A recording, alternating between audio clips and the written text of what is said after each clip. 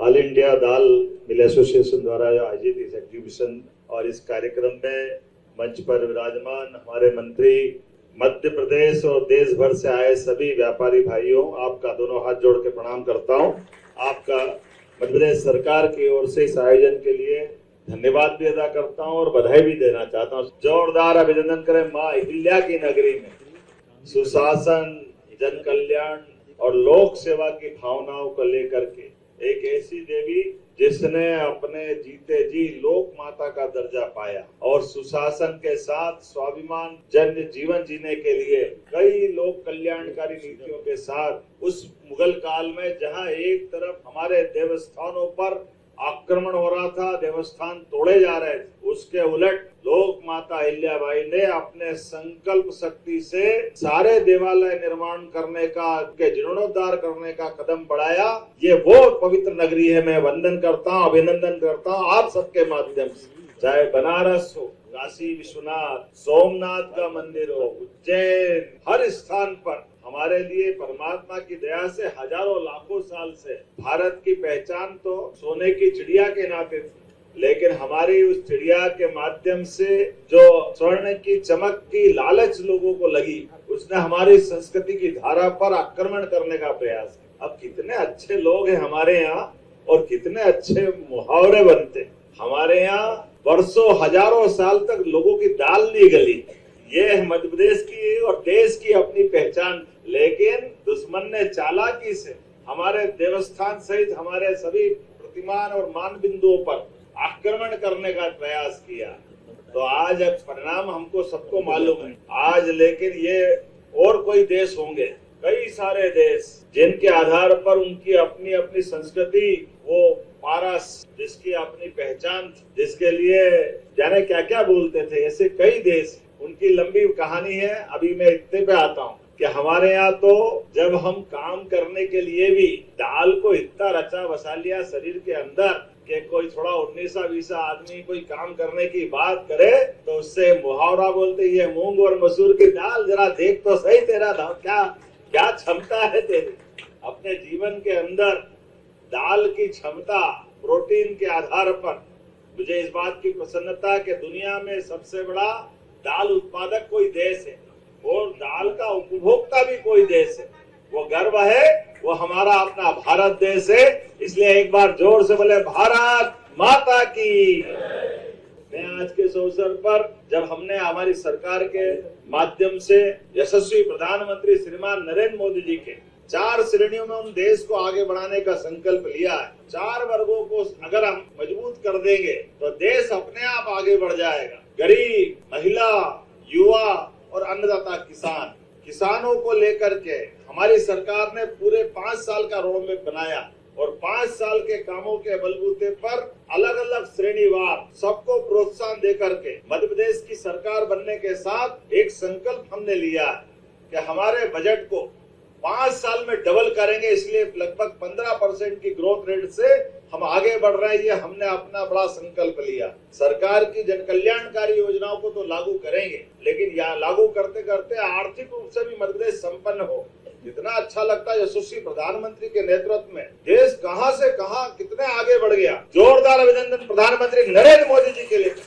उनके नेतृत्व में भारत ने तमाम देशों के बीच अपनी पहचान बनाई। यद्यपि कहने को कहते थे कि गुटनिरपेक्ष नीति भारत अपनाता, लेकिन गुटनिरपेक्ष नीति में क्या होता था बताने की जरूरत नहीं। आज गुटनिरपेक्ष नीति का सच्चा नेता अगर कोई है तो यशस्वी प्रधानमंत्री 56 इंच वाले नरेंद्र मोदी जी की सरकार के माध्यम से चल रहा है। हमारे लिए, इस देश के लिए, देश के किसानों के लिए, देश के अलग अलग प्रकार के उत्पादन करने वाले भाई और बहनों के लिए जो बेहतर से हो सकता है उस सब के लिए सरकार काम कर रही है माननीय मोदी जी के नेतृत्व में। और यही परिणाम आ रहा है हमारे सामने। देखेंगे कि जब से तीसरे टर्म की सरकार बनी, आप कोई कितना ही टेरिफ लगाए, कम करे, ज्यादा करे, भारत टस से मस नहीं होता है। भारत अपने किसानों का ध्यान रखता है, किसानों के साथ कृषि क्षेत्र का ध्यान रखता है। हमारे लिए आज के दौर में इसी का परिणाम केवल बजट देख लेना। बजट के पहले क्या हुआ और बजट के बाद क्या हुआ, भारत किसी से प्रभावित नहीं होता। अब बदल गया समय भारत के बजट से दुनिया अपनी नीति बदलने के लिए तैयार होती है। ये है मोदी जी और मोदी जी के काम करने का तरीका।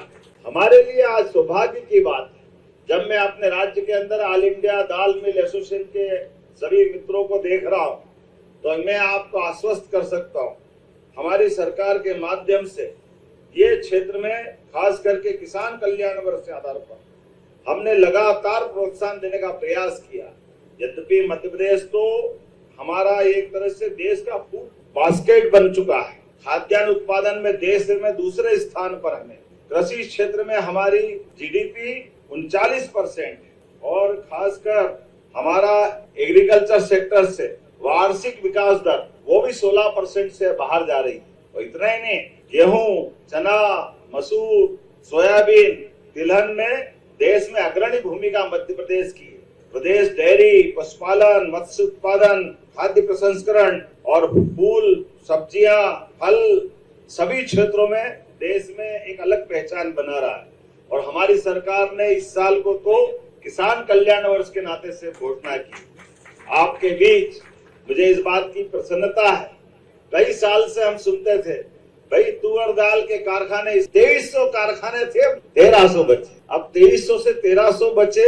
अब ये मेरी तो इतने ही जानता हूं कि हमने जब तुअर पे से टैक्स हटाया है तो ये अब 2300 की तरफ आप बढ़ाओ, ये आपका काम है, आपके सबके माध्यम से। अब आपने कहा उड़द, मसूर और भी टैक्स की बात कही, तो धीरे धीरे रे मना धीरे सब कुछ होए। आपने बात रखी वो भी हट जाएगा, चिंता क्यों करते हो, धीरे धीरे सब होने वाला है। जो आप चाह रहे हो हमारे राज्य के अंदर, और आप में से कई सारे देश भर में अलग अलग प्रकार की इसी इंडस्ट्री से जुड़े हुए लोग आए हैं, मैं आपको भी आह्वान करना चाहता हूं, आप अपने राज्य में भी जरूर कारखाने चलाएं।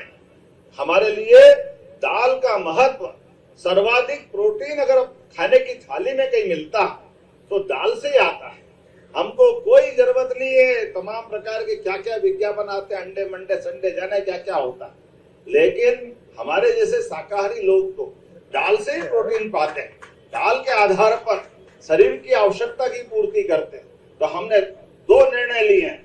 एक निर्णय लिया, देश में दूध का उत्पादन हमारा अभी 2% होता है, इसको 20% तक ले जा रहे हैं, इसलिए दूध उत्पादन को भी बढ़ावा दे रहे हैं। ऐसे ही दलहन दालों के उत्पादन को भी बढ़ावा दे रहे हैं। आज आपसे टैक्स की बात तो कर ही रहे हैं, लेकिन एक और आश्वस्त कर रहे हैं, बहुत जल्दी हमारे किसानों के साथ हम कार्यक्रम करते हुए ये जो मसूर और उड़द इनका उत्पादन भी मध्य प्रदेश में बढ़े, इसके लिए बोनस देने की भी हमारी सरकार योजना बनाने जा रही है कि हमारी फसल बाहर से टैक्स फ्री हो तो हो, लेकिन विदेश के साथ साथ अपने प्रदेश में भी उत्पादन होना चाहिए।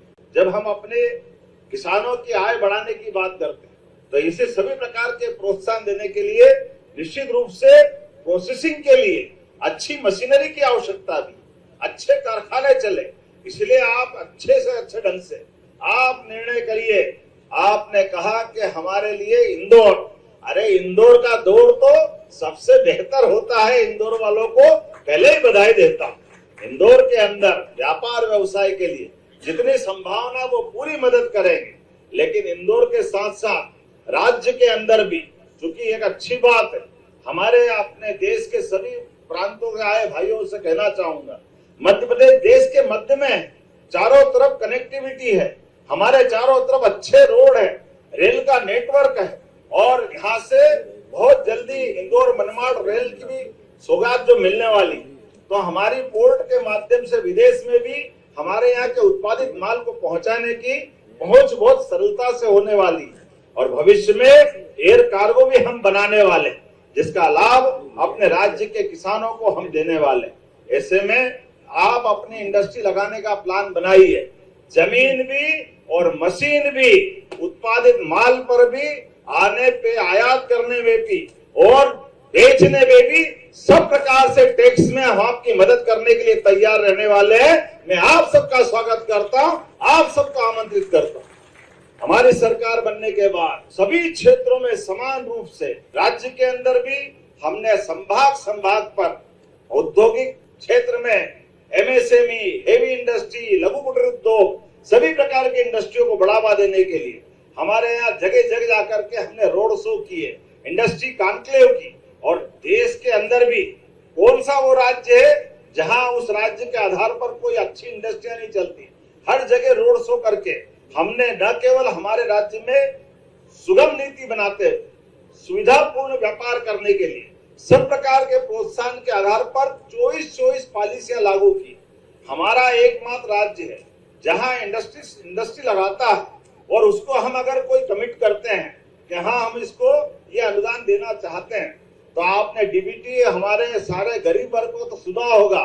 मुझे गर्व है हमारा राज्य वो राज्य है जिसने अपने 8 से 10 साल पुरानी भी, क्योंकि हमारी सरकार बने को तो 2 ही साल हुए, लेकिन हमने पुरानी भी और अभी तक की सारी जितनी भी जो सुविधाएं किसानों के समान हमारे व्यापारियों को देना, लगभग 5,500 करोड़ की सब्सिडी डीबीटी डायरेक्ट बेनिफिट के माध्यम पर उनके खातों में सीधे सीधे पहुंचाने का काम हमारी सरकार के माध्यम से हुआ।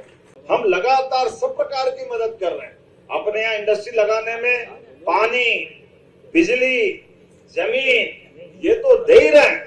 एक आपको और जानकारी देना चाहते, आप लेबर आधारित उद्योग लगाते हो और आपकी श्रेणी आ रही है उस श्रेणी में, तो हम लेबर आधारित उद्योग के लिए भी, मजदूरों के लिए भी प्रति लेबर 5,000 रुपया महीना 10-10 साल तक VGF सरकार की तरफ से दे रहे हैं। आप अपना कारखाना चलाओ, लोगों को रोजगार दो, सरकार के माध्यम से आपको इसमें भी सब्सिडी देने वाली।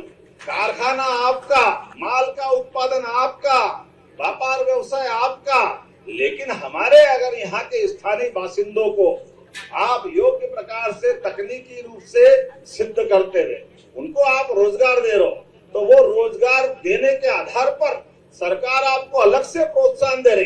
किसी लेबर का 15,000, 10,000, 12,000 जो भी बनता है, तो उसमें 5,000 सरकार अपनी तरफ से मिला के देगी, ताकि आपका कारखाना और लंबा चले और हमारे माध्यम से लोगों को रोजगार मिले।